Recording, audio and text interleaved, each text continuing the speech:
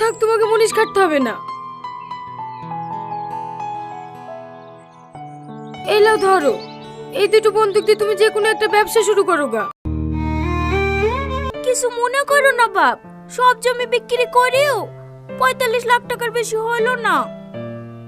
ঠিক আছে মা, ও কোনো ব্যাপার না। সৎমা নাটকের 2 নম্বর পর্বে আপনাকে স্বাগতম। সালমা টনিকে যে বালাগুলো দিয়েছিল সেই বালাগুলো বিক্রি করে সালমা এবং টনি মিলে একটা বিজনেস শুরু করবে। সেই ব্যবসায় সালমা এবং টনি অনেক লাভবান হবে।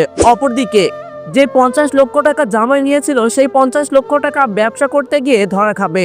তারপর তারা সালমাদের থেকে অনেক গরিব হয়ে যাবে। তারপর তারা সালমা এবং টনির কাছে চলে আসবে তাদের সাহায্যের জন্য। অপরদিকে সালমা এবং টনি 2 নম্বর পর্বে তাদেরকে সাহায্য করবে। বন্ধুরা 2 নম্বর পর্বে এমনই হতে চলেছে সৎমা নাটকের পার্ট 2 এ। বন্ধুরা 2 নম্বর পর্বে আর কি ঘটতে পারে এবং কোথায় এই 2 নম্বর পর্বটি আমি দেখতে পেয়েছি সবকিছু জানাবো আজকের এই ভিডিওতে। তার আগে আপনাদের কাছে রিকোয়েস্ট, যারা যারা সৎমা নাটকটি পছন্দ করেন তারা অবশ্যই এই ভিডিওতে একটা লাইক দিবেন এবং কমেন্ট বক্সে টনি অথবা সালমান নাম লিখে যাবেন।